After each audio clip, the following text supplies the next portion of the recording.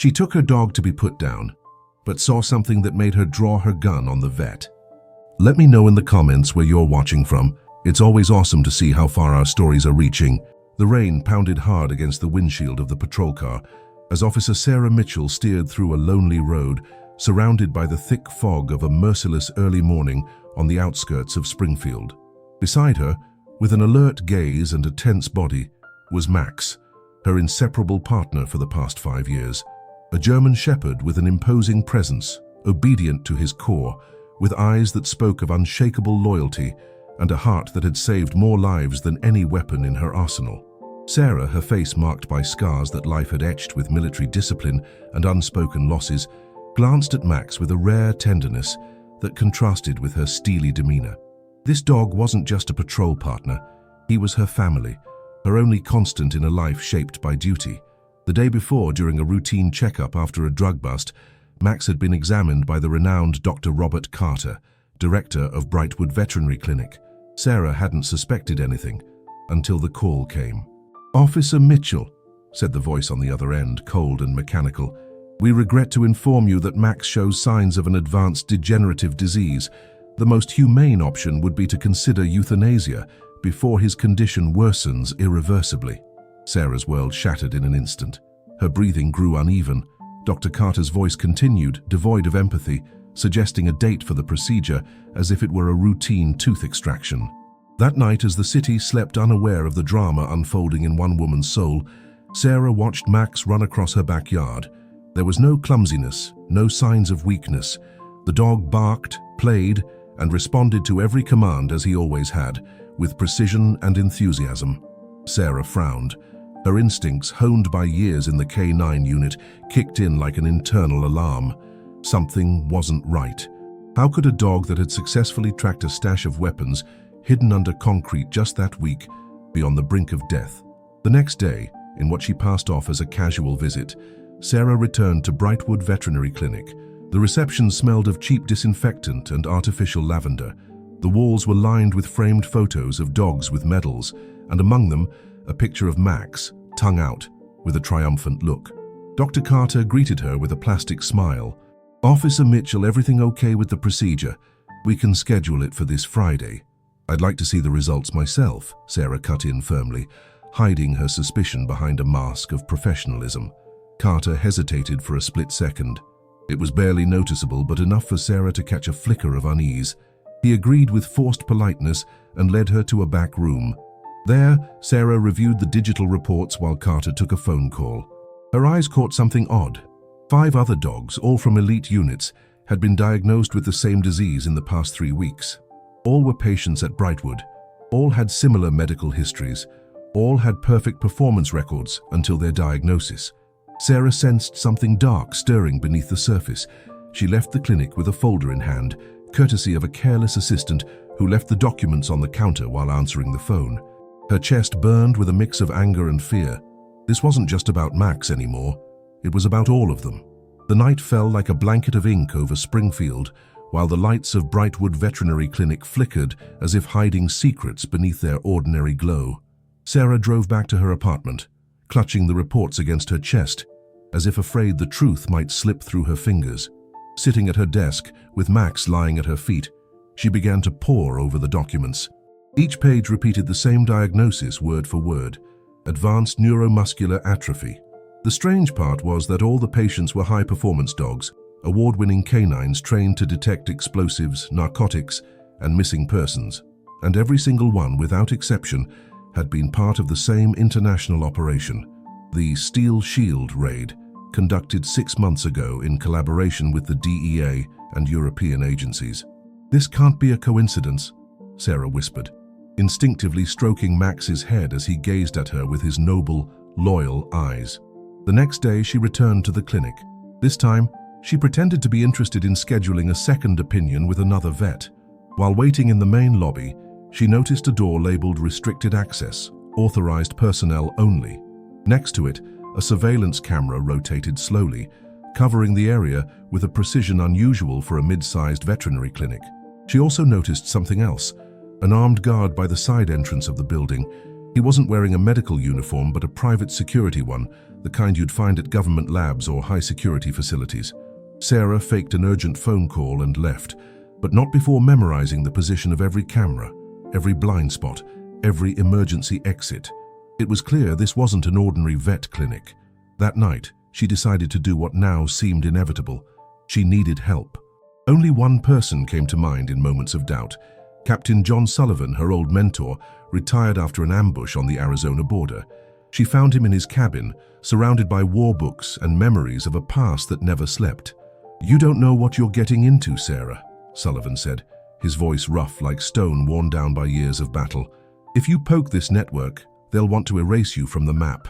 They already touched Max, Captain. I'm not sitting around waiting for him to die without knowing why." The old soldier studied her for a long moment. Then he nodded slowly, as if accepting that the storm was inevitable. "All right, I'll help you, but on my terms. First, we're planting a camera in Brightwood's file room." Sarah knew that meant crossing a line. This wasn't just about protecting Max anymore. It was about exposing something much bigger, a network carefully shielded from within. She couldn't trust anyone at the precinct. If this network was willing to sacrifice the best service dogs, what else were they capable of? That same early morning, with the city's silence as their accomplice, Sarah and Sullivan approached the clinic. Using a van with fake plates, they parked in the back, right where Sarah had spotted a blind spot between the cameras. Sullivan, his covert ops skills still sharp, pried open a ventilation grate and slipped in a small camera with remote transmission. "We've got 48 hours before they detect the signal," he said. "That's enough to figure out who's behind this." Back at her apartment, Sarah activated the monitor.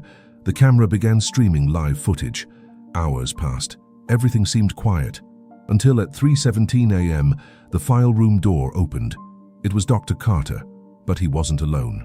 A tall man with blonde hair and an icy stare accompanied him, carrying a black briefcase. Carter handed him an envelope with documents. The other man didn't speak. He just reviewed the papers, then nodded. As he left, he handed Carter a stack of bills wrapped in a gold band. Sarah's heart pounded with fury. Her suspicions were real. They were selling something. And it wasn't just medical information, it was a targeted purge, a hunt. The darkness became an ally. From the moment that enigmatic blonde figure appeared on the cameras, Sarah Mitchell knew her steps from now on had to be silent, calculated, invisible. Outside, the world kept spinning with indifference. But for Sarah, everything had changed. She wasn't just a police officer anymore. She was a woman facing an enemy operating from the shadows of institutions. She couldn't trust her colleagues, not even her direct lieutenant, who had personally recommended Brightwood Veterinary Clinic. Over the next few days, Sarah became a ghost. Every move was recorded in a worn leather notebook where she jotted down the clinic staff's entry and exit times, cross-referenced names with old police records, and made connections to long-forgotten faces. Her personal phone stayed off. She communicated only with Sullivan through a coded radio they'd used since her training days. Sullivan, with his wary eyes and sense of justice inflamed by years of dirty wars, compiled a detailed dossier with everything they knew so far. And each new piece of evidence pointed to a more sinister truth. The dogs weren't being killed by disease, but by a systematic decision, a silent purge, a punishment. One rainy afternoon, Sarah discreetly visited the police archives unit, under the pretense of researching an old case. Her real goal was to review the files of the dogs diagnosed with the mysterious illness. She found 8 names. All had been assigned to a classified operation labeled Link Force. Just seeing that code made her stomach churn. This wasn't a routine operation. The file was sealed. Only personnel with federal clearance could access it. But Sarah didn't stop. Using an old credential Sullivan had kept after his retirement, a memento he never returned to the system, she accessed the records on an offline terminal, still active in a forgotten corner of the judicial storage. There, the truth began to reveal itself like a polluted river, finally finding its course. Operation Link Force had been a covert offensive against an international trafficking network operating between the US, Germany, and the Netherlands. The network dealt in weapons, exotic animals, and synthetic lab drugs.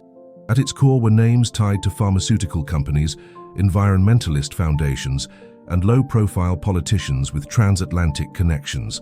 The service dogs played a crucial role. They were the first to detect warehouses hidden in diplomatic shipments, triggering a series of arrests that uncovered an unexpected link to a medical firm, Reed Biomedical Group. Sarah leaned back in her chair. That name didn't appear in any public records. It was a front, and behind that facade, something clicked in her memory. Reed. Where had she heard that name? She reviewed Dr. Carter's reports again. There it was, among the signatories of Brightwood's advisory board, Thomas E. Reed. The realization hit hard. The pieces started falling into place with ruthless speed. Carter was just a well-paid pawn. The one orchestrating everything was someone with resources, international contacts, and above all, a thirst for revenge. Sullivan, Sarah murmured into the communicator. We have a name, Thomas Reed. He's tied to Link Force, Brightwood, and probably the poison. Then it's not just a suspicion anymore, it's a war. Meanwhile, Max started showing small signs of fatigue, not enough to alarm a civilian. But Sarah noticed everything. The way he climbed stairs more slowly, how he avoided long jumps. She pretended not to see. She couldn't let fear paralyze her, but every second counted. With Sullivan, they planned the next step, infiltrate the labs tied to Reed Biomedical, but they knew they couldn't do it alone. They needed someone who'd been on the inside, someone who knew the protocols, the access points, the lies. And then, as if fate heard their silent plea, a letter with no return address arrived at Sarah's door. It said only one thing: if you want the truth, find Emily. The early morning wrapped the city in a thick silence, broken only by the distant hum of an ambulance and the steady drip of a leaky pipe in the building across the street. Sarah, sitting in the dim light of her living room, held the letter between her fingers. Find Emily. That name echoed in her mind like a forgotten whisper. Emily. Emily Harper. Then it clicked. During an earlier investigation into Brightwood, Sarah had come across a name crossed out in the internal records. Emily Harper, former chief biochemist in the clinic's research division, let go for personal reasons. This was no longer a coincidence. That same morning, Sarah and Sullivan crossed state lines into a neighboring state, following a lead from a retired informant who still owed favors. They found Emily in a dusty motel on the outskirts of Clarksburg, using a cheap alias and a makeshift haircut that barely hid her natural elegance. She was a woman in her early 30s, fighting the fear etched on her face and a life on the run.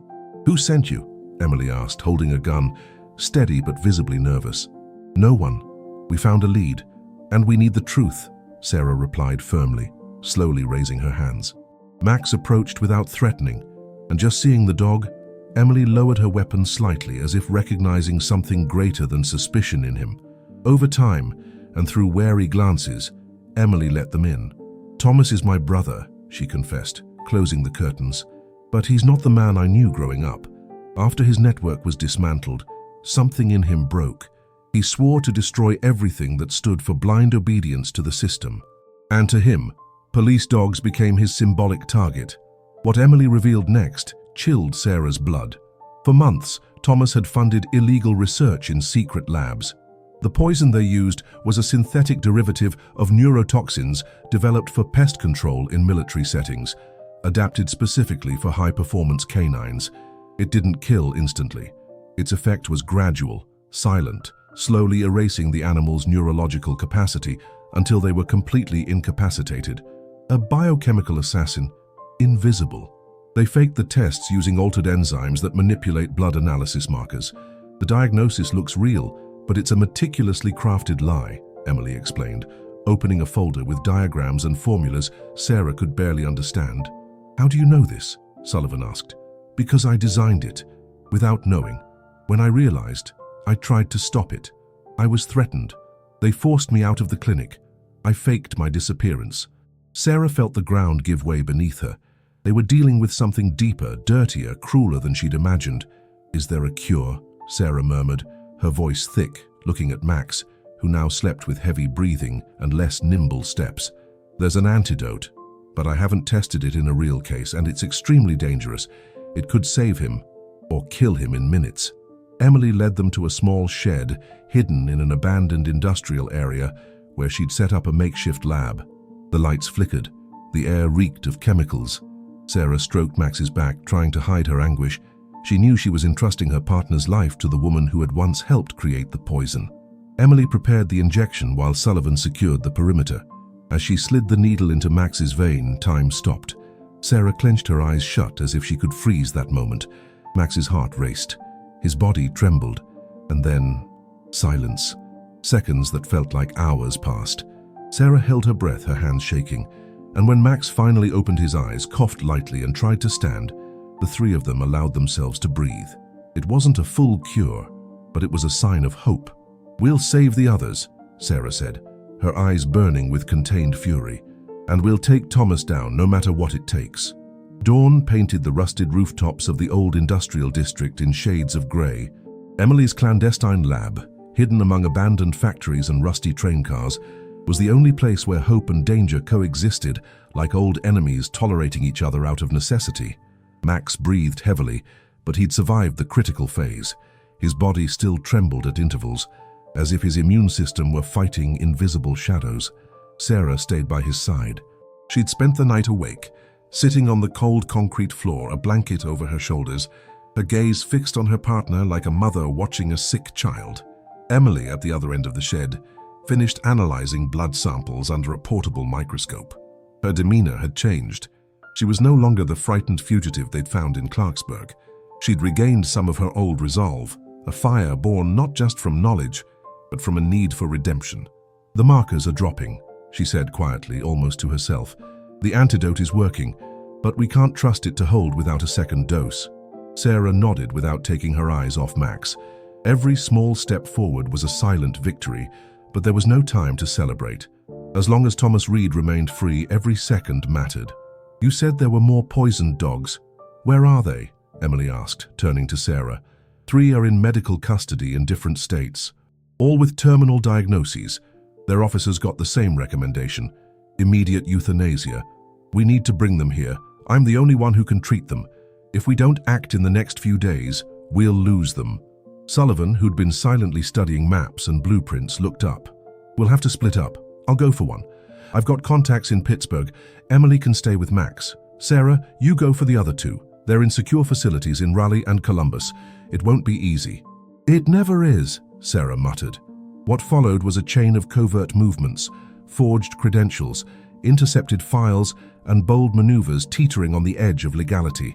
For 3 frantic days, Sarah covered hundreds of miles on back roads, driving a van disguised as a civilian rescue transport.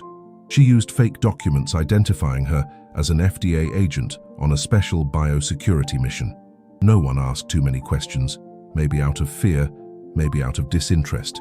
At each clinic, the same scene played out: an exhausted but determined officer demanding immediate access to the dogs, citing emergency public health protocols.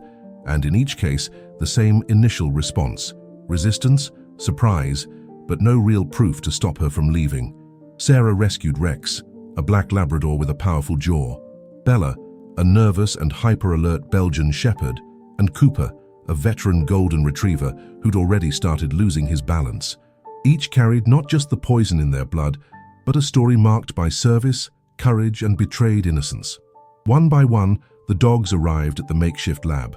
Emily worked tirelessly, administering tailored variants of the antidote, calibrated to each animal's weight, medical history, and reaction.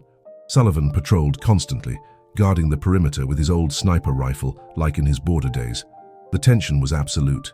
They knew Reed had eyes everywhere. It wouldn't take long for him to notice the disappearances, and if there was one thing that man had proven, it was that he stopped at nothing.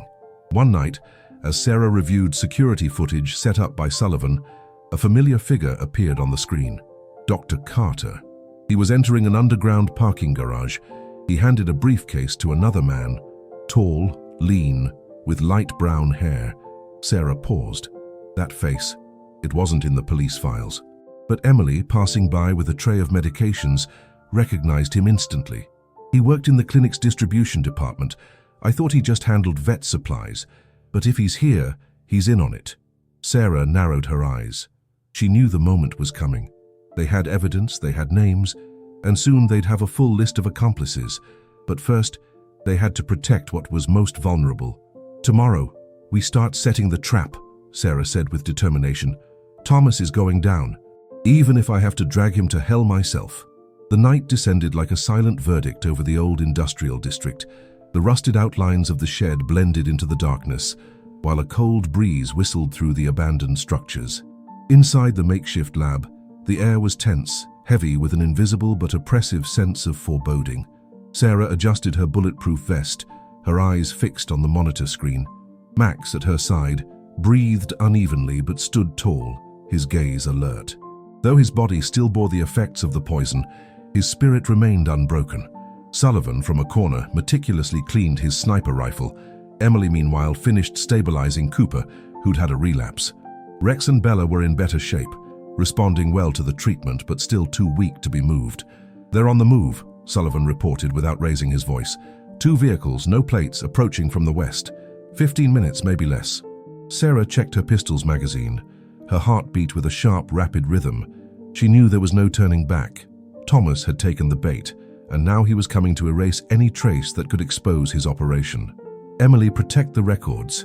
If anything happens to me, get them to Prosecutor Bennett."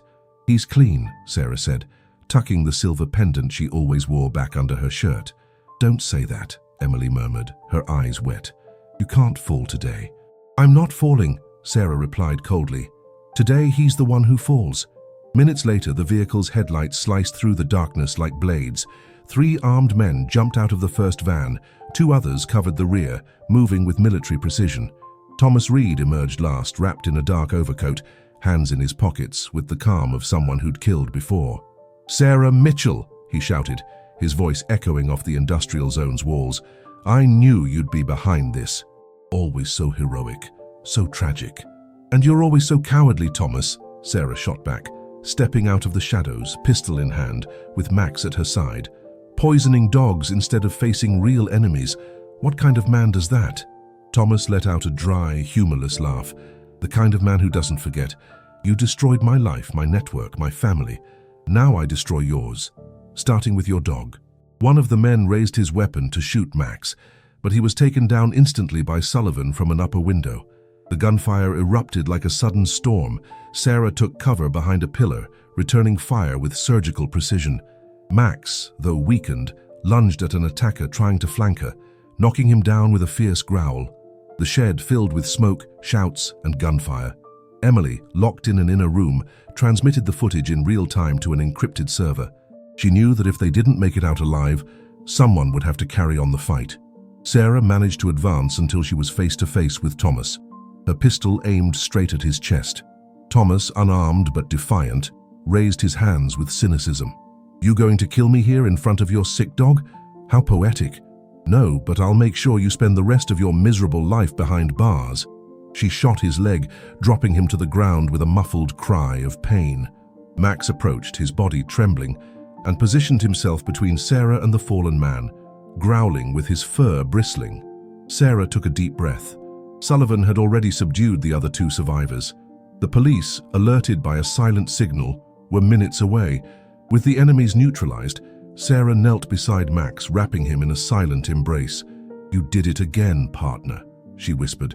"You did it." The makeshift ambulance swerved through Springfield's backstreets, leaving behind the echo of distant sirens and the acrid smell of spent gunpowder. Inside, Sarah held Max's head in her arms, murmuring senseless words, just sounds to keep him conscious. The German shepherd panted, his gums pale, his gaze disoriented. His body, exhausted from the showdown, was starting to succumb to the poison still pulsing in his veins like a waking snake. Emily, seated across from him, prepared a second dose of the antidote. Her hands, though steady, were slick with sweat. Her blue eyes frantically scanned the readings on the portable sensors connected to the dog. The stabilization serum wasn't enough anymore. The poison, more resilient than expected, had mutated in Max's system. "He's not responding like the others. His immune system is in crisis. We need to up the dose or we'll lose him," Emily said, opening a new case with refrigerated components. "Do whatever you have to. I don't care if it's experimental, illegal, or risky," Sarah replied, her voice sharp. "I'm not letting him die." Sullivan drove like a ghost. The dashboard's red lights illuminated his hardened face, etched with urgency. Every red light ignored was a silent prayer. He knew they were on a razor's edge, between life and death, between justice and ruin. With every passing minute, Max whimpered more often. Emily hooked him up to a portable direct infusion system and injected a concentrate of recombinant nanomolecules, a treatment not yet approved, tested only in labs. "This could cause a cardiac arrest," she murmured. "But if I don't do it, his organs will collapse in 30 minutes. "Go ahead," Sarah said. It wasn't an order. It was a plea. Emily inserted the needle with a watchmaker's precision. For the first 30 seconds, nothing happened. Then the sensors started blaring. Max's blood pressure spiked. His heart beat erratically. His legs stretched in violent spasms. Sarah held him tightly, tears streaming down her face, smudged with smoke and adrenaline. "Come on, Max, damn it! Don't do this to me now," she shouted, burying her face in his neck, feeling his breathing falter. And then, a long exhale, a steady heartbeat. The pulses slowly stabilized. Max opened his eyes, still cloudy, but alive. Emily collapsed onto the opposite bench, breathless. It worked, for now at least. The ambulance reached their secondary hideout, a repurposed warehouse where they kept the other dogs under observation. Rex, Bella, and Cooper were still recovering, but their overall condition had visibly improved. Sarah, beside Max, watched them like a guardian, watching wounded heroes returning from war. "We need to get them out of the country for now," Sullivan said, stepping out of the vehicle. "If Reed has allies, they'll come for them." "Not anymore," Sarah interrupted, pulling out a folder of evidence, photos, and recordings. "This material's already been sent to the press, to a federal prosecutor, and to 3 international animal protection organizations. If anyone touches them, the scandal will cross borders." Sullivan smiled for the first time in days. "Well played, kid. This isn't a game." "It's the lives of those who can't defend themselves with words," Sarah replied, stroking Max's head. "But as long as I'm breathing, they won't be alone." The federal courthouse in Springfield was packed, not because of the case's legal magnitude, but because of what it represented. A story of scientific betrayal, hidden cruelty, and the silent fight of those who couldn't speak for themselves. Among the wooden benches, reporters, animal rights activists, and canine officers from across the country gathered as witnesses to something bigger than a trial, the end of a hidden war. Sarah Mitchell, dressed in her formal uniform, entered the courtroom with steady steps. At her side walked Max. His fur was duller than before, his movements still slow, but there was light in his eyes. A quiet dignity, a strength that defied death itself. Thomas Reed, handcuffed and stripped of his former arrogance, sat behind the glass of the testimony room. His face was pale, his eyes sunken, and he no longer spoke with bravado, but with resignation. His lawyers, overwhelmed by the avalanche of evidence Sarah and Emily had sent to international entities, opted for a plea deal. Tell me in the comments, on a scale of 1 to 10, how would you rate this story so far? Your opinion means a lot to me. Full confession in exchange for a reduced sentence under lifelong surveillance. Dr. Carter, seated a few feet away, had been found guilty of aggravated medical manipulation and participation in illegal experiments. His testimony was key to bringing down Reed, but his career, reputation, and freedom were irreparably destroyed. The judge read the sentence in a grave, unadorned voice. The room held a reverent silence. Given the evidence presented and the severity of the crimes, this court finds Thomas Edward Reed guilty of international conspiracy, aggravated poisoning, animal bioterrorism, and obstruction of justice. He will be transferred to a federal maximum security prison with no possibility of parole for 40 years. Sarah closed her eyes for a moment, not out of relief, but out of respect. There was no glory in that moment, only the certainty that the truth had prevailed. Days later, a public ceremony was held on the state capitol's lawn. Sarah stood there in pristine uniform, but without a smile. Her eyes remained fixed on the horizon, as if she still couldn't let herself relax. Max, awarded the Medal of Courage, was cheered by hundreds of people. Cops, kids, war veterans, all clapped for the four-legged hero who had faced an invisible conspiracy and come out alive. The governor of the state, present at the event, called for silence.